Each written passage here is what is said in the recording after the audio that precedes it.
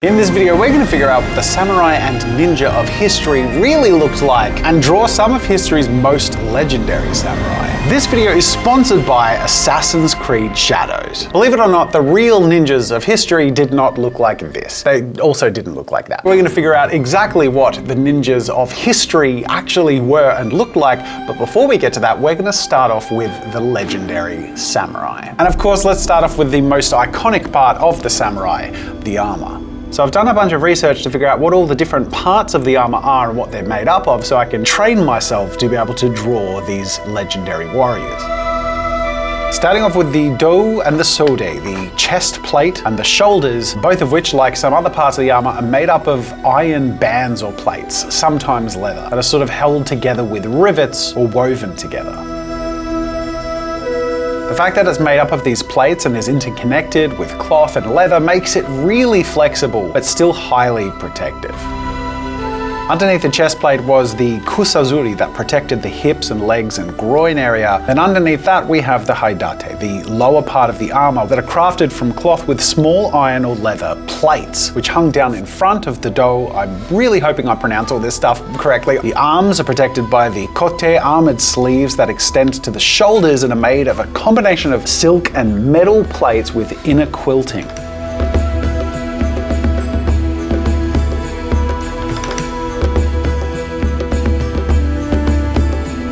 The same style of guard made of iron splits is also created and protected for the shields.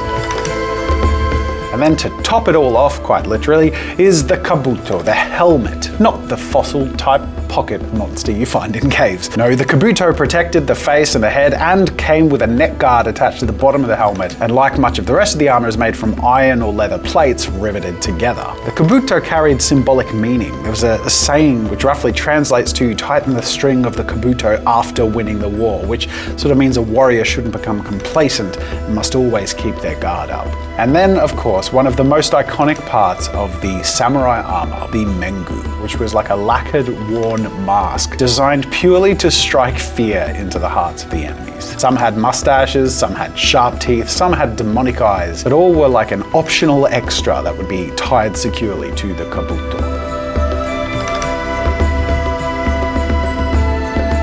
Going through this process and figuring out how to draw the samurai armor was really satisfying, not only because I gained an appreciation for how flexible and ingenious the design is, but also from an artistic perspective, I can draw samurai armor now. So the question is, which samurai do I draw? See, samurai was, sort of like knighthood in Europe. Samurai was like a station, a position. Usually to be a samurai, you had to be born a samurai or born into a samurai family. There were exceptions to this. Now, one really interesting exception was Yasuke, a foreign samurai who is also one of the two protagonists in Assassin's Creed Shadows, which is based in a period in history and uses real historical figures, such as Yasuke, a tall African man of about 6'2", where people in Japan at the time were an average size of 5'3". He was a retainer and served as a samurai for Oda Nobunaga, who is a brutal feudal lord with a very dramatic ending to his life. Now, I don't know how much Oda Nobunaga will be in the story of Assassin's Creed Shadows. I'm gonna guess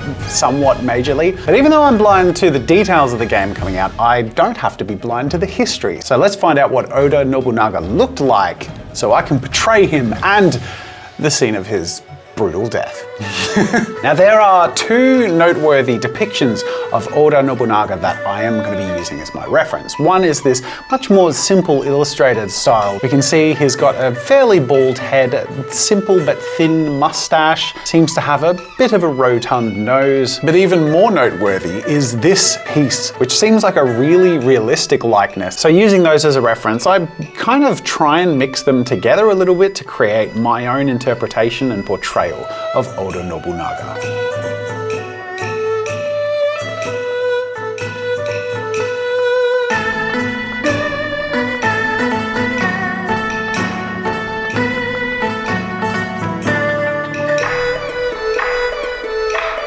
I want to work on a bit of a close-up of the head and try and see if I can get a balance of the features between those two references as best as possible. But at the same time, I'm not a realist artist. I want to do this in my style and in a way that I can then also take and create a dramatic piece reenacting the moment of his let's call it his final act. So I keep alluding to what my piece will be. Well, I mean, I'd warned for spoilers, but it's history, so, you know, it's all spoiled. Oda Nobunaga almost succeeded in unifying Japan, but was betrayed by one of his most trusted samurai. Now we'll get to him later, but in the betrayal, Oda was in the Honnoji temple with only 70 of his warriors when the man betraying him descended upon him with 13,000 soldiers. So Oda Nobunaga did not stand a chance and was forced to commit seppuku inside the burning temple. Look, if you don't know what seppuku is, I'm not going to explain it because YouTube will probably flag me, but if you know, you know. And I guess you're going to know, at least partially, because I'm about to draw it. I'm going to make this a nighttime scene. Part of that is motivated by drama and the lighting with the fire. Oda Nobunaga is dressed down significantly compared to the people who descend upon him, perhaps participating in quiet and private rituals when the army descends.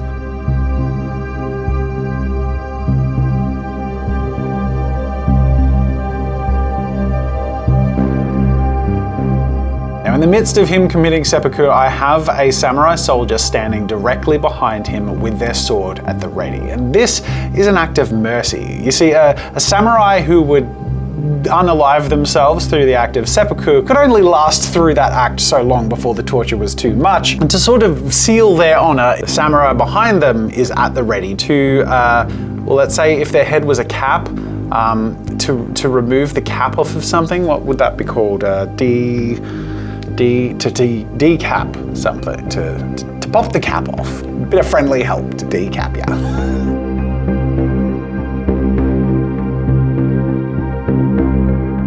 I'm going to start adding some basic colors throughout this scene, but starting off with that background samurai that I've drawn, because once I put in some fairly basic shadows and highlights, I can turn him into a smart object and duplicate him to create an array of these samurai standing around. Whose side they're on, I'm not sure. Perhaps they're on the traitor's side, ensuring this happens properly. Perhaps they're a final honor guard allowed to keep him company as Oda succumbs to his final destiny.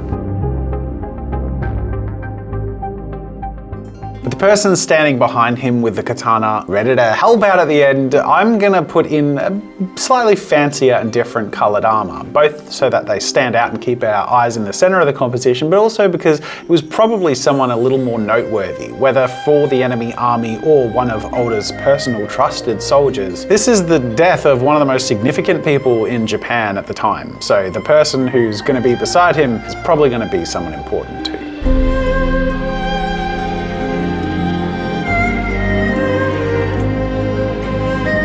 Now it's time to move on to a little bit more of that punch and highlights throughout the piece and then add a whole bunch of polish.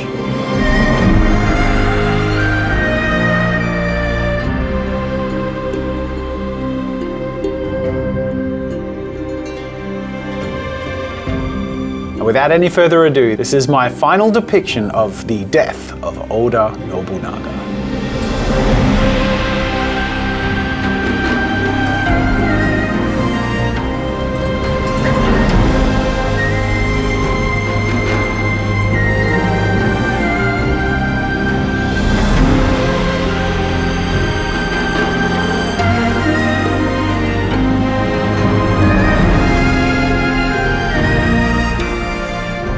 Now, historically speaking, Yasuke was probably in that room. He was with Oda Nobunaga when he died. Maybe he was the person standing behind him doing the final act of mercy. I don't know. I mean, I can't know because a lot of the details of these factual events are lost in the mists of history, but you can know what a creative reimagining of scenes like this might be if you check out Assassin's Creed Shadows, the sponsor of this video. Set in feudal Japan, Assassin's Creed Shadows is proclaimed to be a historically accurate action-adventure game where you play as both a shinobi, a ninja, and a samurai to fully experience all aspects of the immersive setting, a fascinating period to explore, and an occasion to meet legendary historical figures such as Oda Nobunaga or Akechi Mitsuhide.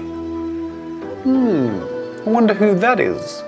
We'll get back to him in a moment. The development of Assassin's Creed Shadows put authenticity at the heart of their world creation by involving external experts, historians, and consultants to create a game where you have the chance to become a shinobi assassin and a legendary samurai. Yasuke and Naoe offer at the same time a completely different gameplay experience and two different perspectives on this troubled period in Japan. Assassin's Creed Shadows will be available on Xbox and PlayStation 5, and if you're interested to find out more, check out the link in the description, watch that trailer, or pre-order the game if you're super keen. Huge thank you to Ubisoft and Assassin's Creed for sponsoring this video, allowing me to bring ninjas to life. We haven't even done ninjas yet.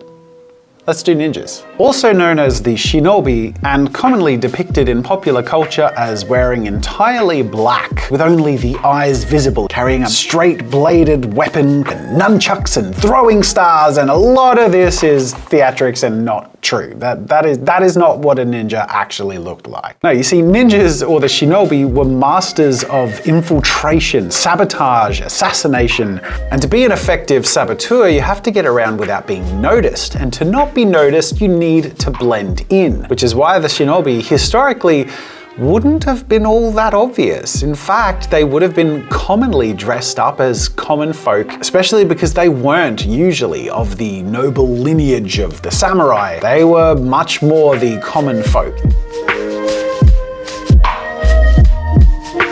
In one of the texts that describes rules and guidelines for being a shinobi, the straw hat was noted as a useful tool, one that could be used to carry messages, to hide your face, and of course, just make you look like one of the masses.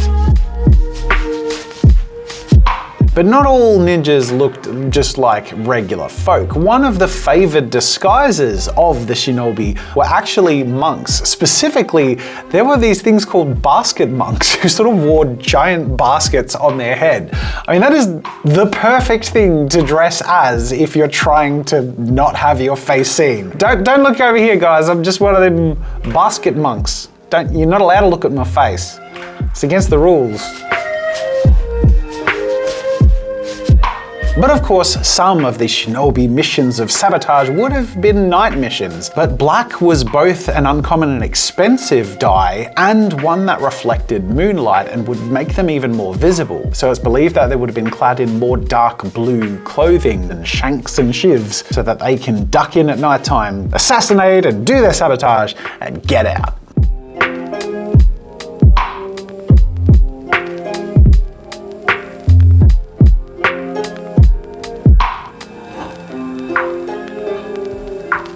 So now I want to take everything we've sort of played around with so far and put it together in one final dramatic piece depicting probably one of the most infamous saboteurs of Japanese history, who betrayed Oda Nobunaga. Akechi Mitsuhide, who was one of Oda Nobunaga's most trusted and rewarded samurai. Now there are a couple of depictions of Akechi Mitsuhide. One is a very faded looking painting. It's really hard to make out, and it's hard to know what period in his life this was taken in. There's another one which is much more illustrated looking, and honestly, in my opinion, is really cool. Captures a lot of personality and character, but again, this could be much more later in history, or based on assumptions of what he looked like. It seems almost like a caricature. So I'm going to try and just create an interpretation that lies somewhere in the middle, maintains some of those caricaturistics while feeling a little more historical and referencing that original painting. Both of them seem to be a little on the bigger side, a thicker gentleman with a slightly notably hooked nose, hair that's high on the head and pulled back, tied up on top of the head. And I like the depiction with the mustache on that illustrated version, and there's sort of some loose hair there too, which makes him look a little bit manic, which I kind of love. So I'm going to incorporate that a little more subtly on my depiction.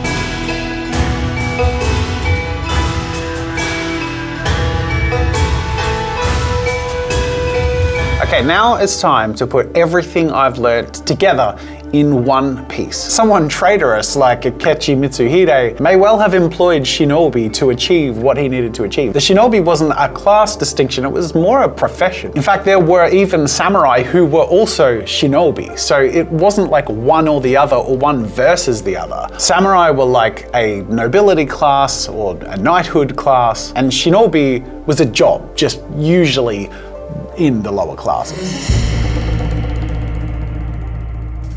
So I'm going to create a piece depicting Akechi Mitsuhide standing in front of the burning temple with the entry gateway burning behind him. I really want to capture that superior and sort of sharp, dark personality that I imagine someone who would betray a leader with 13,000 of his own men would be like.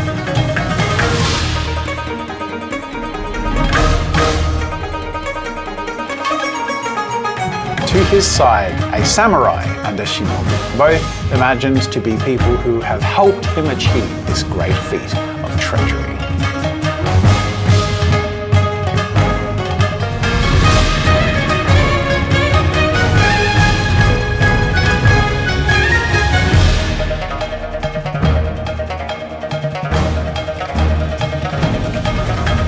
The shinobi by his side is just going to be dressed as a common peasant or farm worker, simple clothing, a large straw hat, the simple colours for my peasant farmer. Where the samurai at his other side will be wearing dark armour and one of those fearsome masks. Imagining that if he had an army of 13,000 men that looked like this and wore that mask, I mean, it would be pretty terrifying.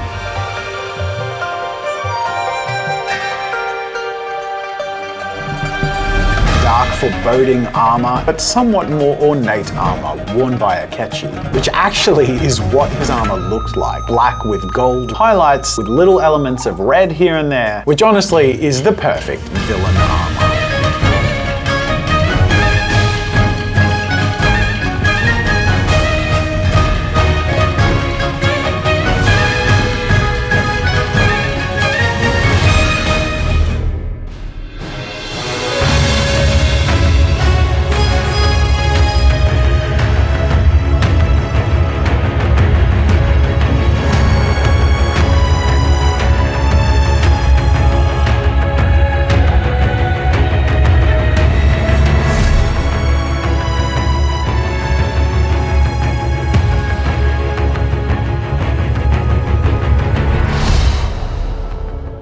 I'm really proud of the results, and also had a lot of fun learning some of the details about the samurai and the ninja in this video, which was of course motivated by the sponsor of this video, but honestly just like digging into the facts and then also seeing how Assassin's Creed Shadows is utilizing that and playing with that in their game is just really cool, and I've had a lot of fun. I'm super grateful to Ubisoft for sponsoring this video, and I'm really grateful to you for watching it. I hope you had as much fun as I did. This was a real treat for me. Hit like if you enjoyed it, subscribe for more fun with art and creativity, check out Assassin's Creed Shadows, links in the description. Otherwise, that's it for now. Thank you for watching, and until next time, I'll see you later.